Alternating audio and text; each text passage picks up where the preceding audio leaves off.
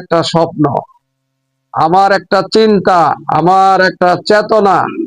আমি আমার এই এলাকাবাসীর উন্নয়ন চাই। আমার গ্রামবাসী, আমার পড়শি, পাড়া প্রতিবেশী যারা আছে, তারা যেন বাড়ির ভাত খেয়ে উন্নত মানের লেখাপড়া শিখতে পারে। কোনো লোক যেন অশিক্ষিত না থাকে, কোনো ছেলে মেয়ে কোরআন শরীফ শিক্ষা ছাড়া থাকতে না পারে। এই জন্য ইতিমখানা, মাদ্রাসা, স্কুল, গার্লস স্কুল সহ এগুলা হলো আমার স্বপ্ন, এগুলা হলো আমার চিন্তা। আমি নিজে গাড়ির চিন্তা করি না, নিজে অট্টালিকা বাড়ি বানানোর চিন্তা করি না।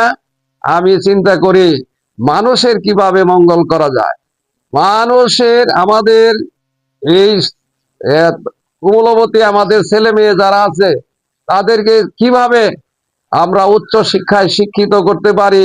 এই হলো আমার চিন্তা চেতনা, এই হলো আমার মনের আশা। আর এ কারণে আমি এই স্কুলের সভাপতির পদ ছেড়ে দিয়েছিলাম। মহান আল্লাহ তাআলা আমাকে তার কলেজের সভাপতি আমাকে দায়কে নিয়ে যায় ওইখানে সভাপতির দায়িত্ব দিয়েছে। এটা হলো মহান আল্লাহ তাআলার এটা লীলা খেলা।